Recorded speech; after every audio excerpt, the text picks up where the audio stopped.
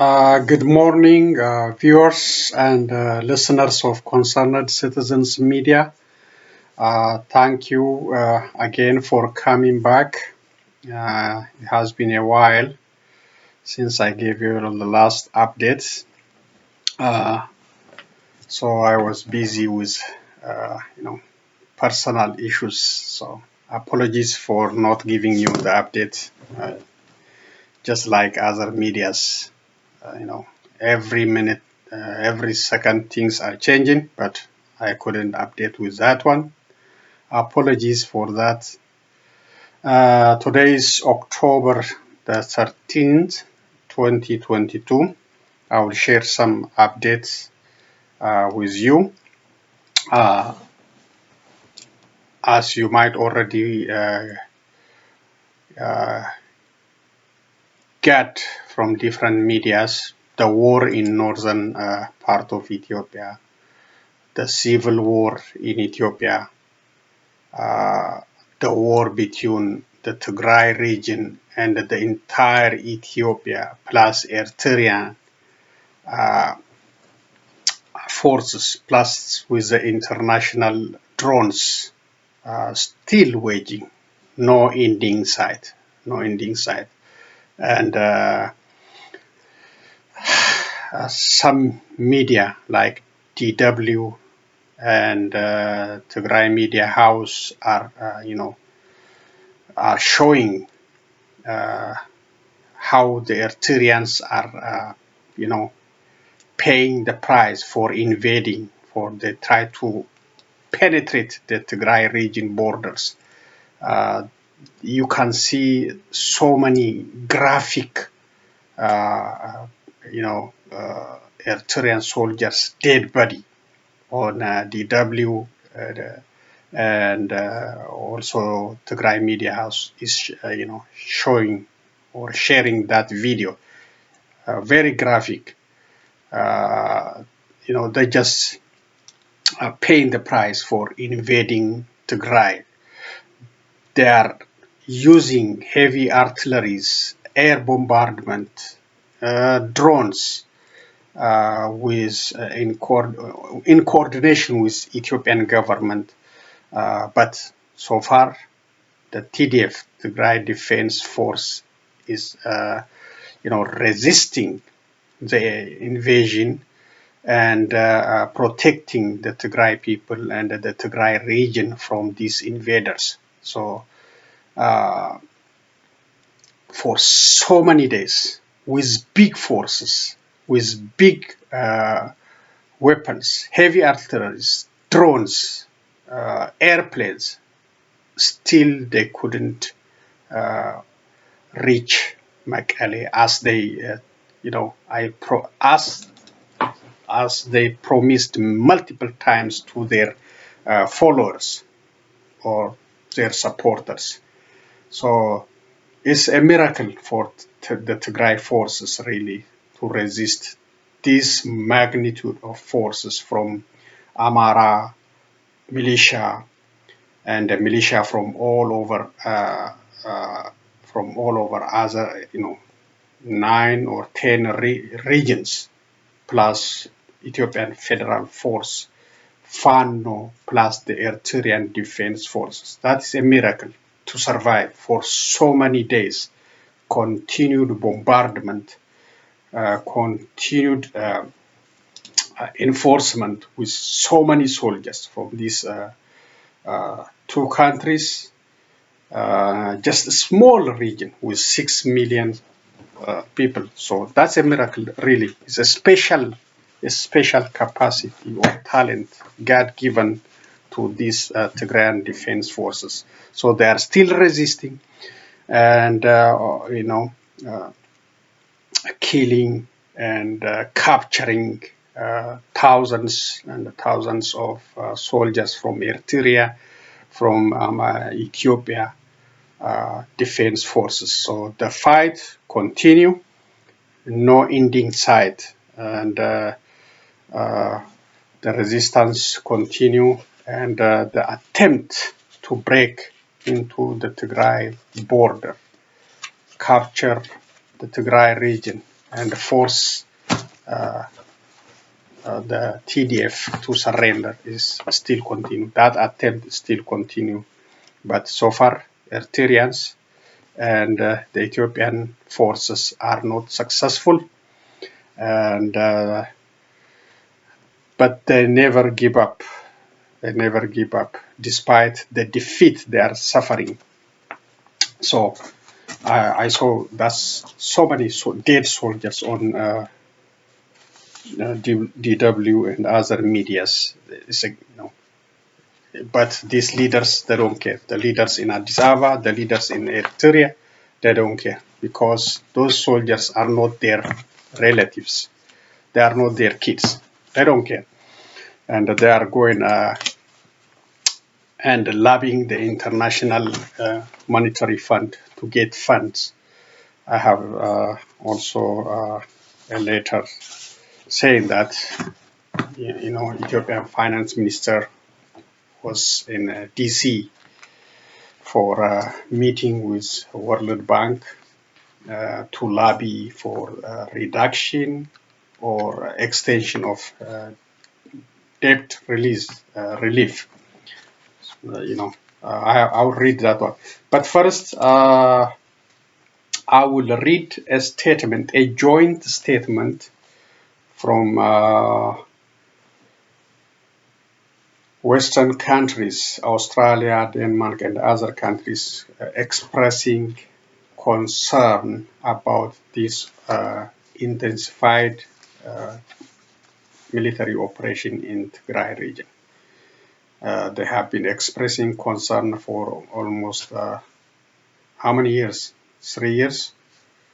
So Abiy Ahmed and Isaias Afwerki, they don't care about their concern. They are waiting for credible force. They can,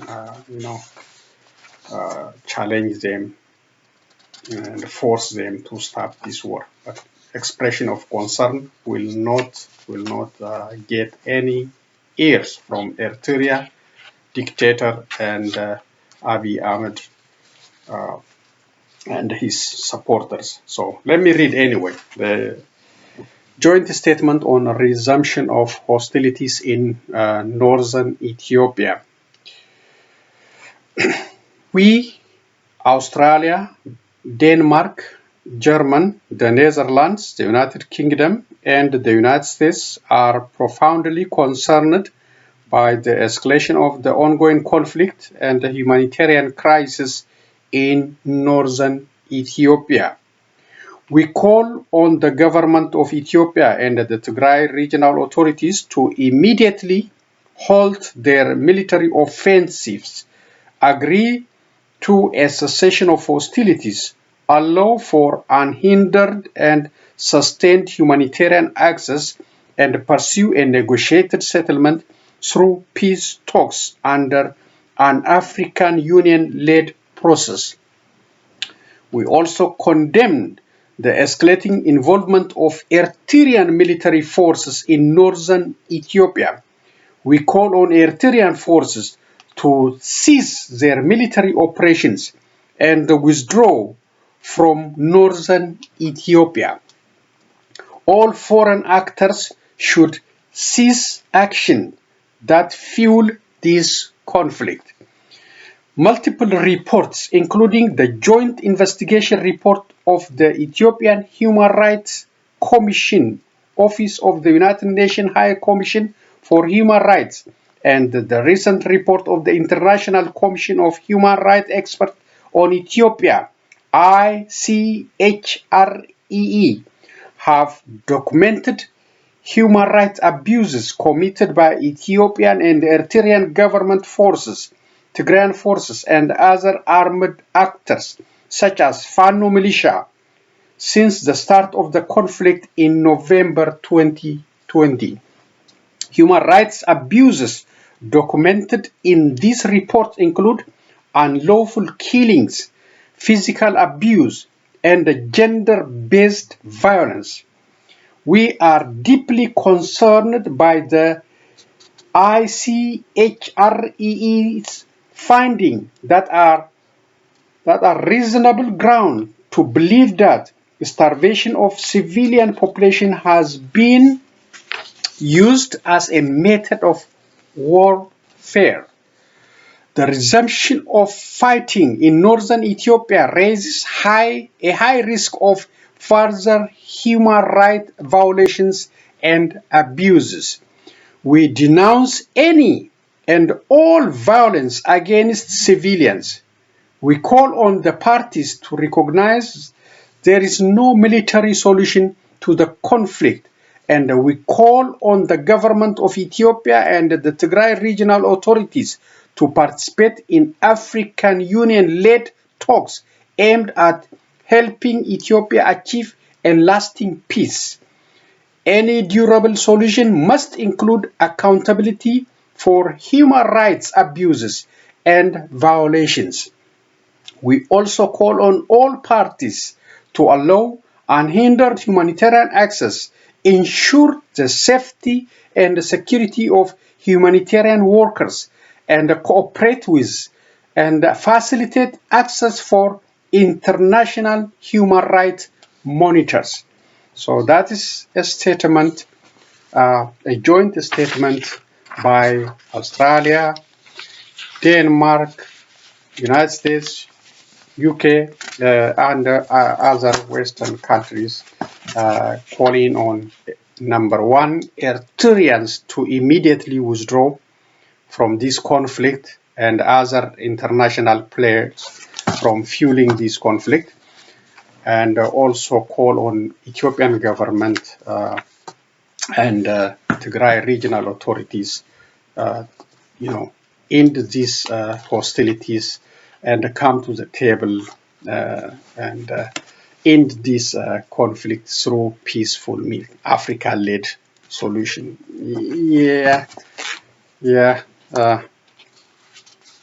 Africans have problems. Most of them are, they are not capable of solving their problems. They know how to solve with coup, military coup. That's why, repeatedly exhibited, and most of them, they want to stay forever in power. So they don't have a solution, but for now, these Western countries are, giving the chance, the opportunity for African Union to resolve this issue. So we will see. There is no way they can, settle this issue. So, as I said, the European Union plus the United States, if they really want to end this war, they can do it within a week, not by talking, by tough actions. They can do it if they want to. But for some reason, they just keep expressing their, concern, and the concern will not resolve this problem. This one is prominent Oromo scholar Alemayo Diro, under police custody for more than 10 days, denied right to appear before court. This is from Addis Standard.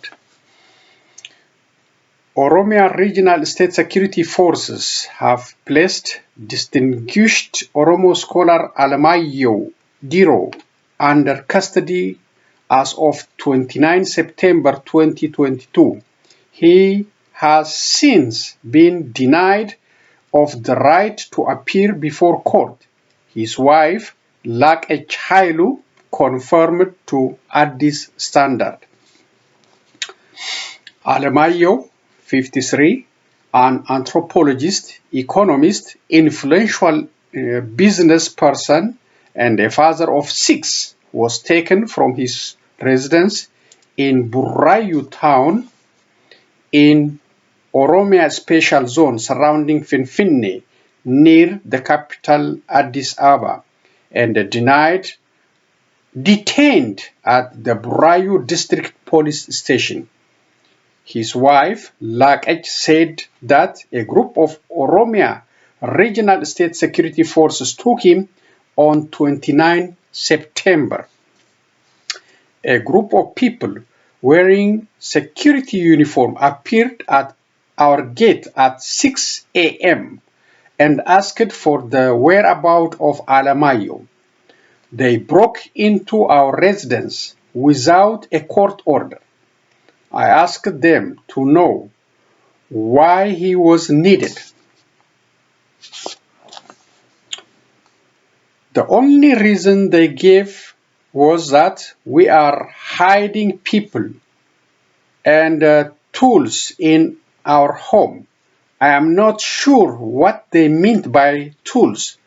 They checked the house and inside our car, but they couldn't find anything, Lakech said.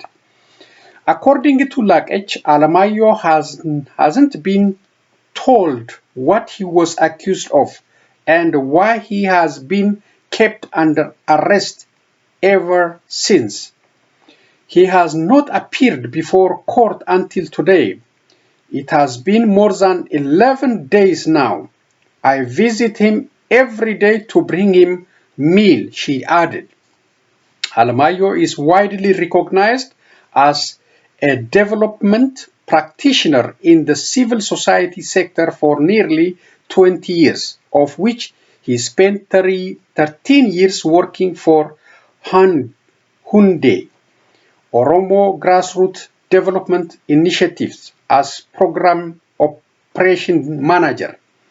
He had also worked for Forum for Oromo Studies and served as the General Manager for Network of Civil Society Organizations in Oromia. He is also the founding committee member of Oromia International Bank, SC, Oromia Insurance Company, and Gutu Oromia Business, SC. It is to be recalled that on 24 September, another famous Oromo anthropologist and researcher, Gammachu Magersa, PhD, had been briefly detained and released with a notice to report back when needed by the police. So, this is a common practice under Abiy Ahmed leadership. He promised to respect justice and to allow freedom of expression and democracy when he came to power in 2018. Everything is reversed now.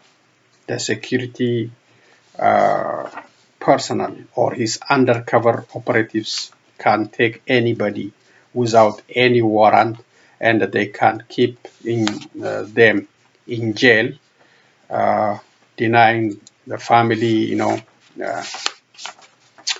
a lawyer's visit and a court appearance.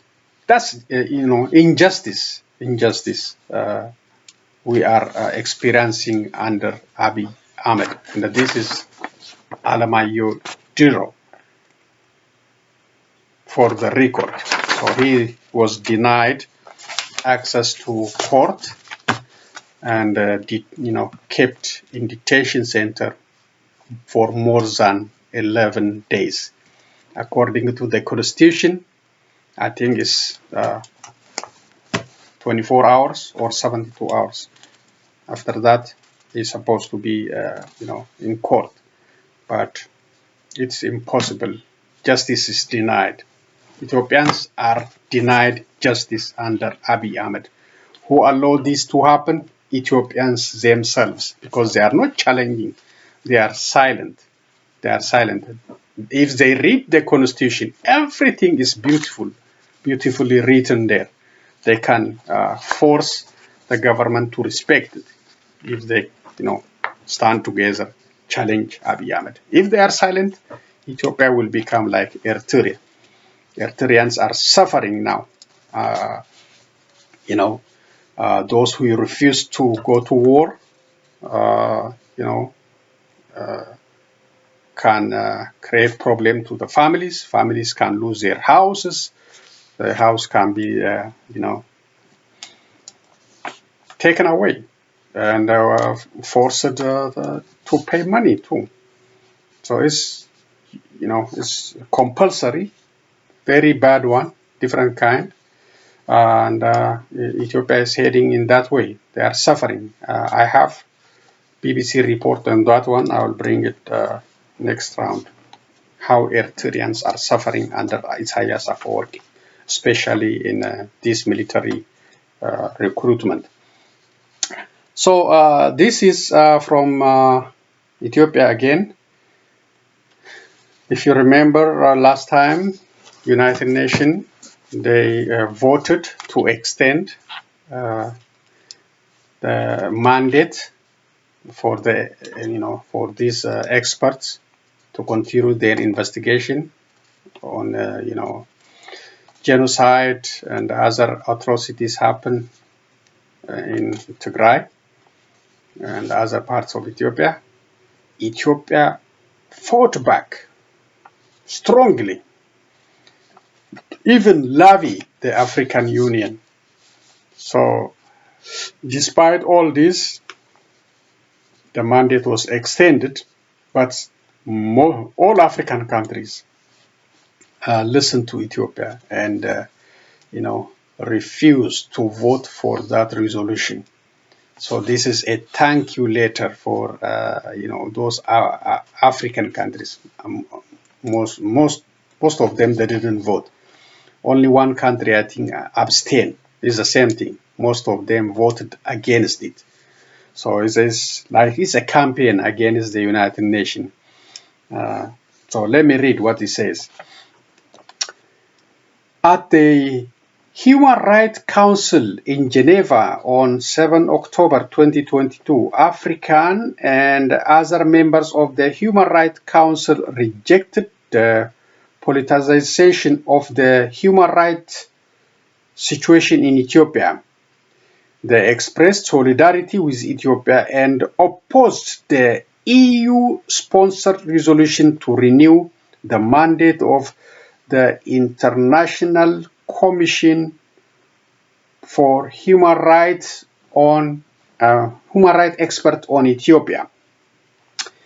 Ethiopia is grateful, so they are appreciative of that effort.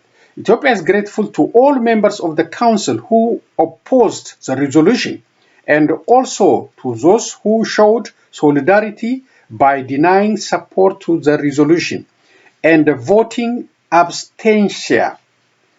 Through their vote, they opposed intervention, destabilization, and encroachment on the sovereignty and the territorial integrity of Ethiopia.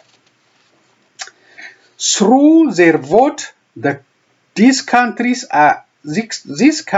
gave recognition to the genuine national effort well underway in implementing the recommendation of the Joint Investigation Report by the Office of the High Commissioner for Human Rights and the Ethiopian National Human Rights Commission, consistent with the principles of subsidiarity. They recognize the government's effort to ensure accountability and redress to victims, as well as its commitment to resolving the conflict in the Tigray region of Ethiopia through peaceful means. Their voices are a testament of solidarity, but also an encouragement for the government of Ethiopia to pursue its endeavors in the promotion and protection of human rights. The two votes margin for the passing of the resolution and the abstention are a clear message to the sponsors of the resolution that undue interference in internal affairs is unworthy and unacceptable. It is also underlined that the establishment mechanism lacks credibility. So that's from the government of Ethiopia, appreciating the African unions for standing with Ethiopia. That's the telling them, thank you for standing with Ethiopia, but denying justice for Tigrayans and denying the opportunity for this war to end. So they just advanced Abiy Ahmed policy to continue this war and conquer the Tigray region by force, instead of forcing them for accountability and ending this bloody war. The Tigrayan people suffered more than enough for more than 2 years under blockade of Abiy Ahmed. So that's they voted in that way, but the resolution is already passed thanks to the other members of UN Security Council. It passed already for the next 3 years. So I hope the next 3 years will be, facilitated for this the 3 experts to make their investigation, finish their investigation, and bring accountability to, all authorities who order the genocide, the rape, and other grave human rights violations carried out since November 2020. So they just, using different tactics and playing around and killing the time and continuing the war. If the war stops today, it will open the chance for this expert to go back and continue their job in Tigray, wherever this war impacted. So they don't want Isaias Afwerki, Abiy Ahmed, Amara region. They don't want. They want to use different tactics, so they will not be accounted for. This one, as I said, Minister of Finance Ahmed Shide he was, I think, in Washington D.C. with to have a meeting with World Bank, IMF, with Seleshi Bakala, Ambassador Seleshi Bakala, and others. They had a meeting with World Bank leaders and lobby to get the money, and also for debt reduction. But no decision yet, but they lobby. So this is from Ethiopian government side on this meeting of Ahmed Shide and the World Bank leaders. Let me read what he says. Minister of Finance Ahmed Shide discussed with World Bank Vice President for Eastern and Southern Africa, Mrs. Victoria Kiwaka, during the World Bank IMF annual meeting. Finance Minister Ahmed Shide, joined by Dr. Seleshi Bakala, Ambassador of Ethiopia to USA, met with World Bank Vice President for Eastern and Southern Africa, Mrs. Victoria Kiwaka, and World Bank Country Director for Ethiopia, Mr. Ousmane Dion. The meeting focused on the country program as well as the government's priorities and the bank's support sought to address current development challenges. The minister thanked the World Bank for its commitment and support to respond to the multiple challenges and compounding shocks that Ethiopia faced over the last few years. The minister also highlighted the country's development priorities, such as tackling the urgent economic challenge and ensuring macro-physical stability to address the tremendous economic hardship that Ethiopia are facing, in particular the poor. He also stressed the need to unlock the full potential of the productive sectors with higher perspective to support inclusive job creations and sustainable growth, supporting social cohesion and resilience, including conflict recovery and reconstruction, tackling disaster and climate risks, equitable distribution of resources, inclusive and participatory approach, as well as addressing drivers of fragility such as poverty, food insecurity, climate disasters are also focus areas that require a coordinated measure. Strengthening human capital, focusing on access to and quality education, improvement in health, and the delivery of other basic services also have paramount importance. The minister further underscored the importance of balancing the immediate term emergency assistance with the long-term development intervention. He stated that while humanitarian assistance is undoubtedly needed to address the short-term needs of saving lives, broader and long-term development assistance is critical in tackling the root causes of the challenges our country faces while ensuring to sustain the hard-earned development gains of recent years.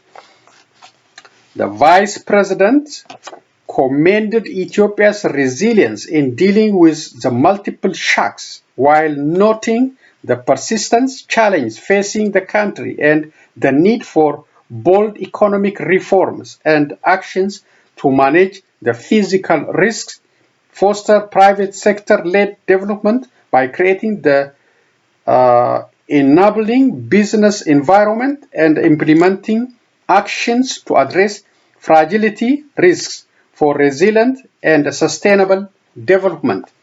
The Vice President reassured the bank's commitment to use all financing instruments and analytical service to help Ethiopia implement the new phase of transformative reforms, as well as support its long-term development needs to mitigate the reversal of achievements on income growth and poverty reduction of the last decades.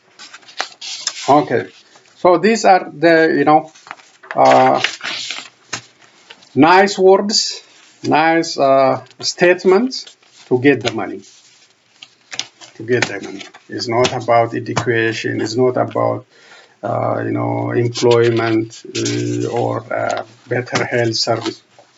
All about getting that money and continue the war and pay Turkey or China or Iran, whoever provided the drones, to pay them. So Ethiopia is desperately looking for that money, not to give the young generation hope, but continue the war, continue this bloodshed, and reach Mekelle by any means. So they are desperately lobbying to get that money, really. So we'll see. But so far, no money is promised yet. They are trying to do something about long-term financing, maybe. We'll see, whatever. But nothing is resolved yet. But they are lobbying hard to get the money.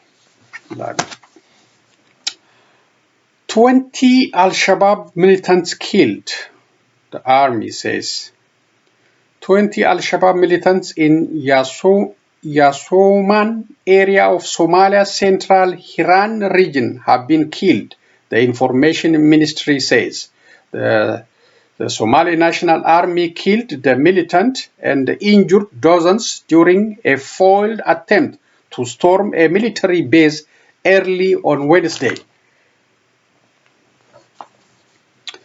The army says 3 soldiers died during the fighting.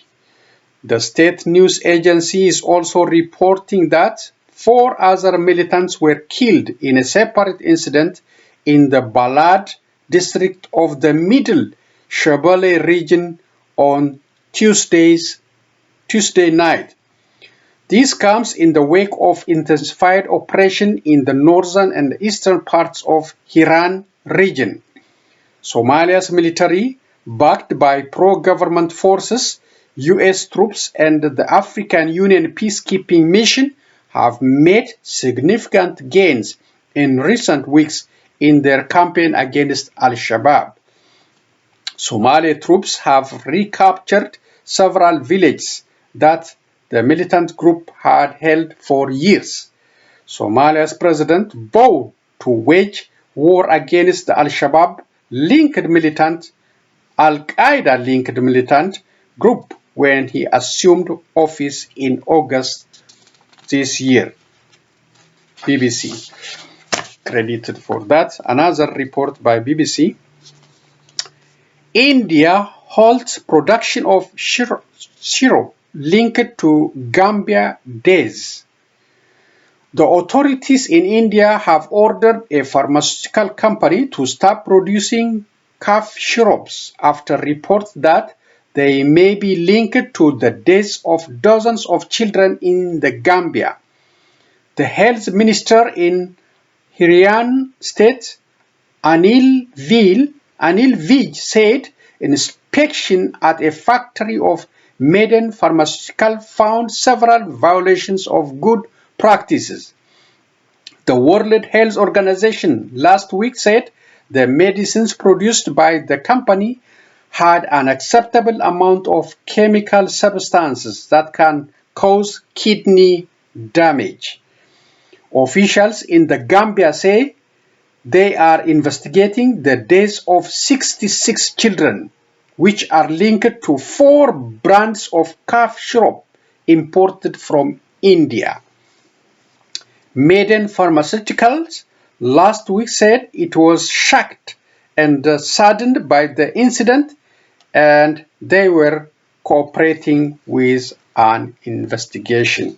Again, BBC.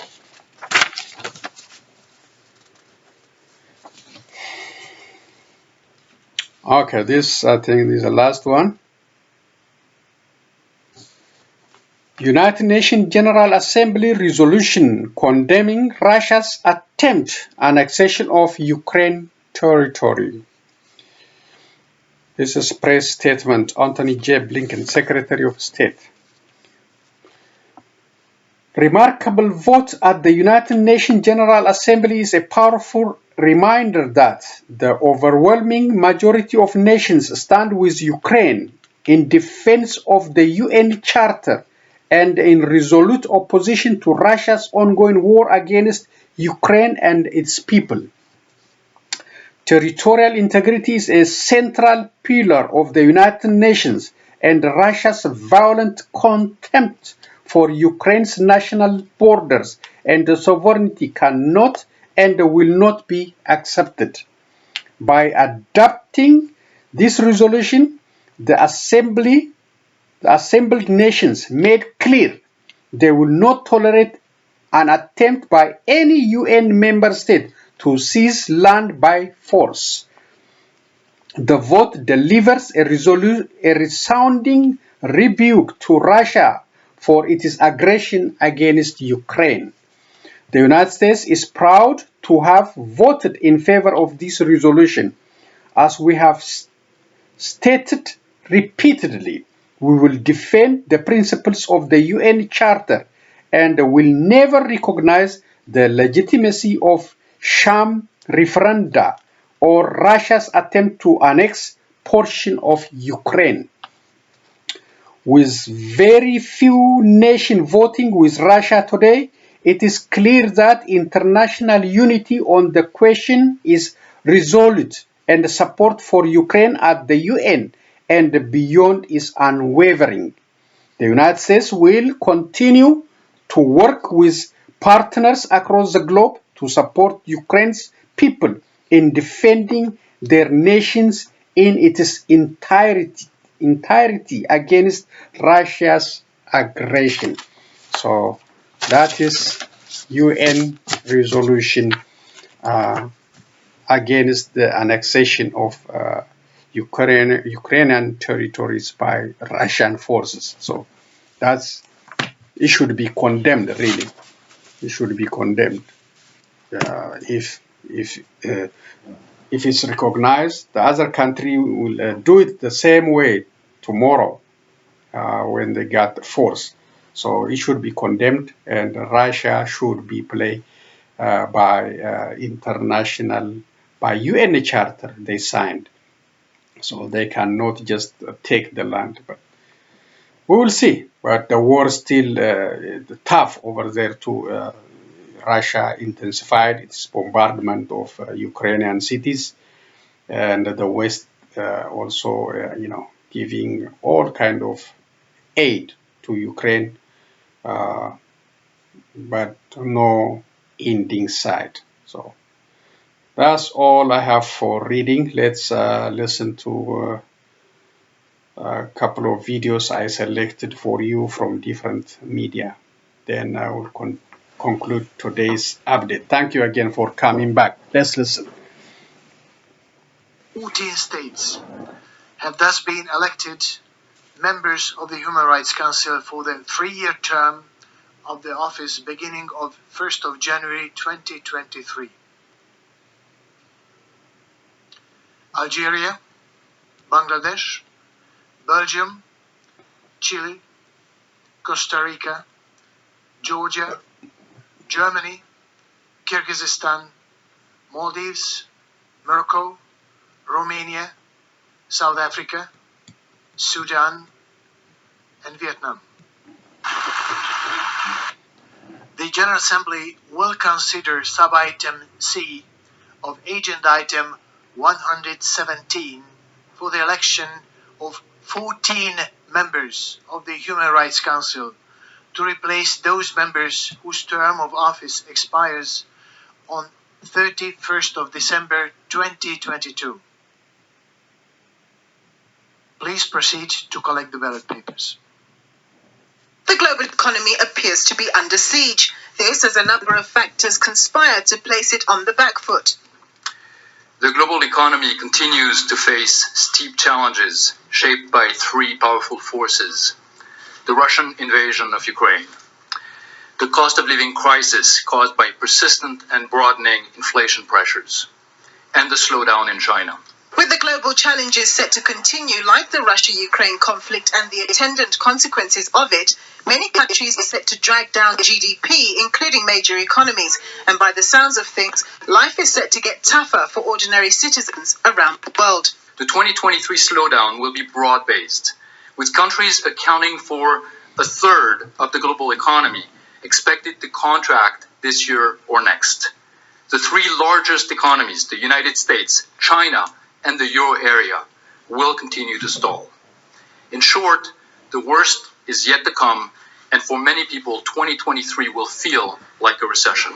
The United Nations has highlighted the effects of the Russia-Ukraine conflict on emerging and developing countries, with concerns around food security. And now, with central banks raising interest rates, there are concerns about how some countries will cope with higher debt service costs, among other issues.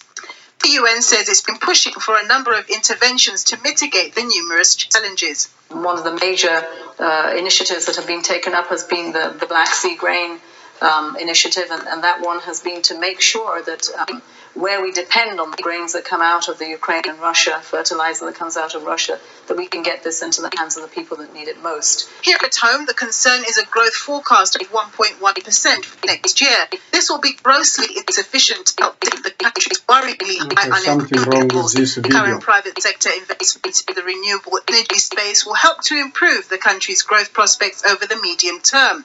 But this will still need to be coupled with a slew of other factors to help turn the economy around. Nompumelelo Siziba, SABC News, Johannesburg. Planning a trip, but want to stay flexible? Okay, one more video Kayak searches after hundreds this of travel sites to advertisement. show you which hotels and vacation rentals offer free cancellation, so you can book now and adjust. In these times of economic and political turmoil, all eyes on the PM, putting on a brave face, but facing a barrage of questions. Have you wrecked the economy, Prime Minister? Time for another U-turn? Is it all going to plan?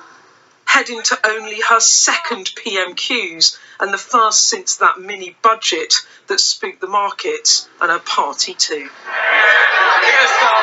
Now being told to backtrack. When will she stop ducking responsibility, do the right thing, and reverse her kamikaze budget, which is causing so much pain?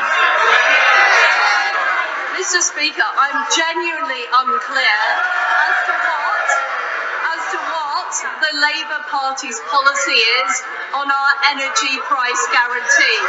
Sticking to her plans on tax cuts and spending too. The Prime Minister said, and I quote her exactly, "I'm very clear. I'm not planning public spending reductions." Is she going to stick to that? Absolutely. Absolutely. What we will make sure is that over the medium term, the debt is falling. But we will do that not by cutting public spending, but by making sure we spend public money well. That's a pledge from a PM now under pressure on all sides. MPs and voters don't want to return to austerity, but after big spending, nervous markets want a plan to balance the books. For her Chancellor, more U-turns perhaps the only way through. I think he's very close to the kind of territory where some movement there may actually be necessary. I just think it's extraordinarily important that whatever the Chancellor comes forward with on the 31st, that cuts it with the markets. And if there's any doubt in his mind about anything he's doing in that package, he would do well to think again. Is there a way back, a chance for a reset, or is the damage already done? That's what MPs around this place are talking about, while the Prime Minister herself is trying to win colleagues around, go into the tea rooms after PMQs and addressing her backbenchers. She wants a second chance, but some MPs tell me privately they think it's too late. As one former cabinet minister put it to me recently, in their view, Truss has ruined the party, ruined the country, ruined the prospects for the next general election. They told me they thought the damage was done and she'd have to go. But for now, the PM pressing ahead, her first weekly audience with the new king, 2 new leaders, but his future far more assured than hers. Beth Rigby, Sky News, Westminster. Okay, so that's the last one. So it's supposed to be, leaders supposed to be challenged. Abiy, yes, we have Parliament ready to clamp their hands to vote whatever he bring to them. That's not a Parliament. They cannot ask him any question how he spend the money, how he's running the war. That's not a Parliament. This is a real Parliament. She was trying to increase tax, but they challenge her. She refrained from doing that. So, he should be challenged. If you don't challenge your leader, he will become a dictator. Worst dictator like Isaias Afwerki. Nobody can challenge him. No parliament at all. No constitution. Nothing. He is only one person ruling that country with a few associates. And the Eritreans, they got independent, but they didn't get good governors, good constitution, no election at all. So that's not a freedom, really. That is a misery. But they are okay with it. That's their business, but that their business is now impacting as Eritrea is heavily involved in Ethiopia, thanks to Abiy Ahmed's invitation, and Abiy Ahmed tried to be like him because he strengthened all the security apparatus. He make all the system under his control, the finance, the tank, and the court system, the federal police, undercover, the army, all of them, nobody can challenge him. The parliament, they cannot ask him. They cannot. Only a few new faces try to, challenge him, but the rest, nothing. So that's not a parliament, and that will lead to a dictatorship, bad governors, and he can do whatever he want to do. He can arrest, he can release anybody he wants. We don't want that to happen. We want justice, freedom, equality, and accountability in that country. Ethiopians, they should wake up before too late.